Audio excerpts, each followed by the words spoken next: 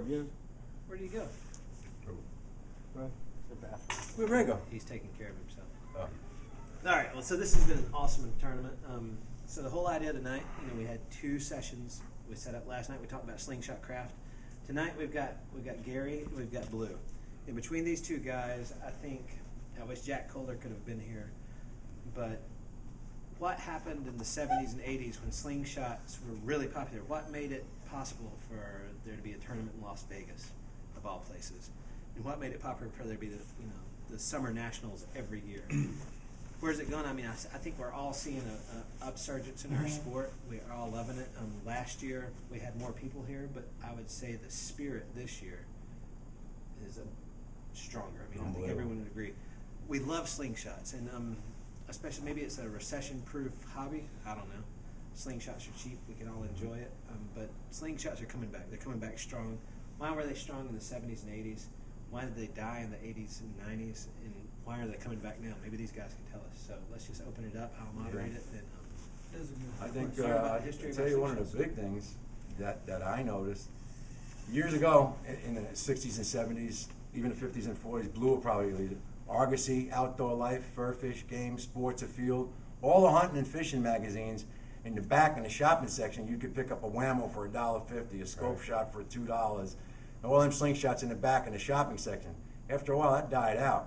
In the 40s, 50s, and 60s, there was a plethora of slingshots. In the back of every magazine, there was arrow slingshots. There was the one that shoots the arrows through the plastic stock, wrist rockets, Whammos, all kinds of stuff. And then the laws got a little stricter, and things tightened up. You couldn't have, in this state, you couldn't have ads like that. And this magazine started getting a little, then there was some riots in Germany and different places, and they were using slingshots, and they started getting the name as a mischievous toy. Every boy had one, he wanted to cause mischief. So they took them all out of the magazines, and now you'd be hard-pressed to look in a magazine and see if there's a picture of a slingshot in there, or killed there, or anything else. Remember they used to be all over, Blue. They used to be in all the magazines. You can't see them anymore. And then it died out, and now with the computer, with YouTube and everything else, people shooting and showing them everything else, people saying, wow, like Nathan said, recession proof, it's relatively cheap, it's simple, and it's just plain fun. It's addictive. Everybody here can attest to that. It starts, and you don't stop. Your thumbs are blistered. Your arms are killing you. It's 8:30, 9 o'clock at night. You're supposed to go home. You're hungry. You're not. You're still shooting. So that's, and where it's going to go, I don't know, but I think that's why it calmed down. And then now with the computers and more people making them, more people shooting them, it's starting to get a resurgence again. If we ever see that, I think it's going to blossom better than it was back in the 40s. You may not see all the ads and all the different varieties, but if you look at some of these custom guys around here, there's pretty much variety now, So, and the ads, instead of being in the back of magazines, they're on the computer. They're on websites and stuff like that. Where it's going to go, wow. I think Michigan is the only state where you have to buy a small game license to hunt with it. And you better not be caught with a slingshot 2 weeks prior to the bird season or waterfowl season. Wow. It's against the law to have one in your vehicle. Wisconsin, they can't get a hunting license for slingshot in Wisconsin. This was years ago. I don't know whether they've changed or not, but one of my friends, he was a professional wrestler, and his son was a lawyer, and he tried to get him to have a hunting license for slingshot. He never did get it while I knew him. Yeah.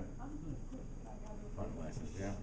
All the different states, everybody is so strict on them. There's some states you can have a wrist rocket, other ones you can't have a wrist brace, other ones you can't have any slingshot. But I think it's going to change. I really do. I think it's going to change for the better. So one thing I've always been curious about, and I'll ask you, Blue, and maybe you've experienced it too, Gary. I think Michigan did more for slingshot shooting than any state. I would have to agree with that. There are more famous slingshots. More famous there, and I guess one of the most famous was Milligan. He had what he called a Milligan Special, had 2 slingshots made out of cast aluminum, 7 ounces. He was born in 1911 in Tennessee, and he was a boss at Ford Motor Company. And he left the state in '65. He done all kinds of shooting, and went to California, and he died, I believe it was in '85. And after he left the state, most of I've made Michigan Historical Society, they call me, and they printed an article this past summer. Most of it is about Milligan. It's a well-written article, and they said after he left that I had picked up where he had left off. There's about 5 or 6 different slingshot companies in Michigan. Yep. The Milligan slingshot used to cost $2.50. I don't know what the ones I've bought. Yeah, they cost a lot more than that now. Prices Yes, have they changed a do. little bit. That's the price of them. Yeah. So one thing I was kind of wondering, Blue, maybe you could answer this, is back in the 70s when Multi-Lakes was doing really well, you had a big slingshot league. What was it that drew everybody together? What can we do, what can people do to bring slingshots together for a family activity or a community activity? Is that how it was based? Did people come together to shoot slingshots to get together, or did they really come there just to shoot slingshots? Was it social? No, it's a family thing. They shoot every Thursday evening, starting the first Thursday in October, and they shoot around until Christmas, till Easter time. And it's a family thing.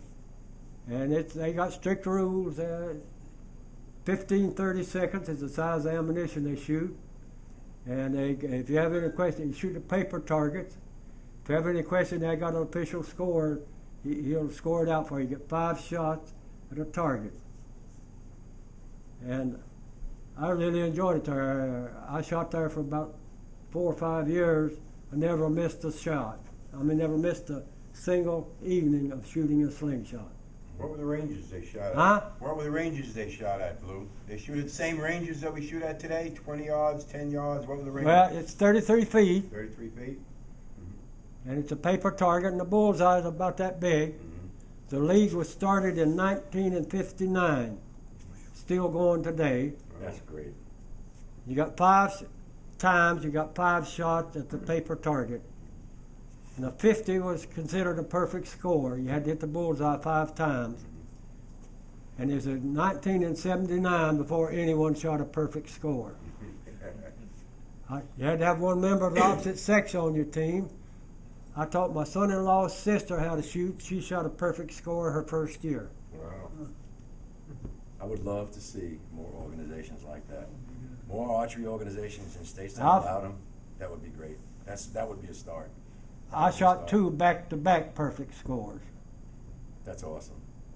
That is awesome. It's hard to do. Yeah, It took me a while to do it.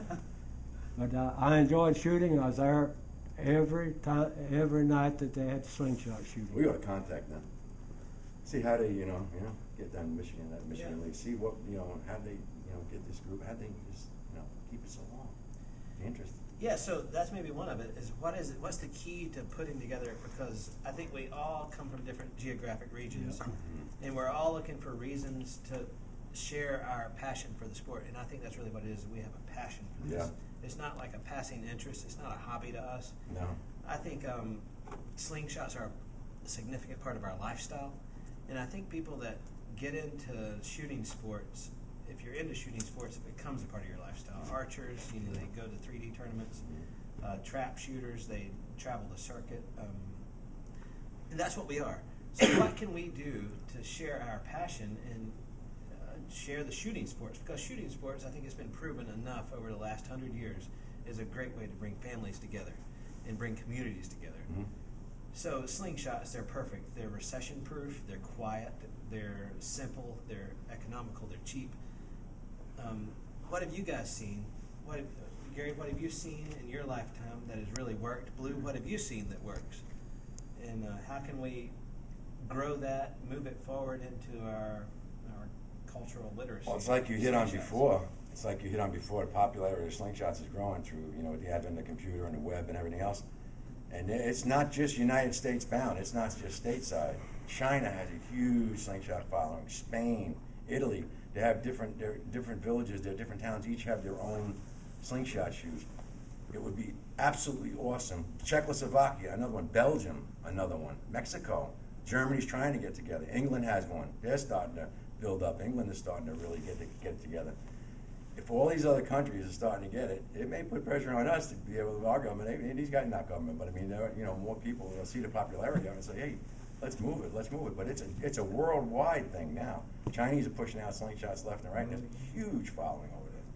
monstrous following. Japan, another one, and they're not just here. I'd love to see a World Series.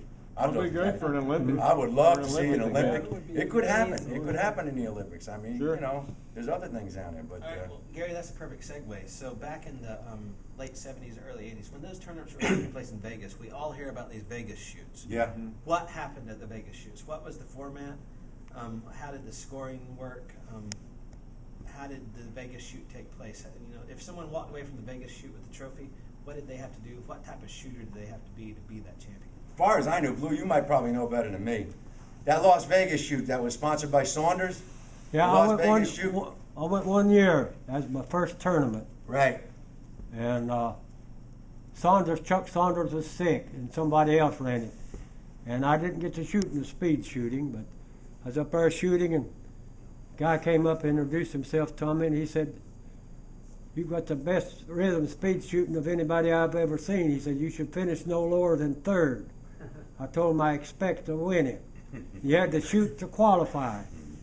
The guy qualified number 1 had 28 hits. I had 27. This guy name is Gary Hunsaker. He had 25. He won the accuracy that year. What kind of target, Blue? What kind of target did Oh, they use? it's disc, like a Seiko target here. It was a Seiko target. Yeah. And some of them was, instead of 10 meter, I think it was at 8 meters. So, you know, it's different everywhere you go. Big following, big turnout. They had quite a few. Yeah. They had quite a few. But the big thing was the archery tournament. But that slingshot tournament was Chuck Saunders, and he was sick and he wasn't there. He had somebody else to run it. And I didn't get to shoot in the finals of the speed shoot because I had to fly back to Detroit. Yeah. I'd like to see more. I think I finished 5th in accuracy out there that year. So, Blue, when you were having those shoots, it seems like we were just talking earlier that folks are getting really good. They're shooting tight groups. Mr. Paresh Dave there, he shot an incredibly tight group to do, as did Mr. Kenny Cannon. The guy can shoot a tight group. And we're having trouble scoring that. Yeah. So we know the Spanish shooters are using clay pigeons. And if it's a 10 shots that they have to take 10 shots at, they have 10 clay pigeons or 5 clay pigeons or whatever the number is. And if you hit it, you hit it. If you don't, you don't. What did you guys do back in the day? We only got 5 shots at a target. That It was a helps. lot easier to score, but once in a while, you get one big hole, maybe 3 shots right in it. But when that way, we had the guy's official score for the club, and he would score it.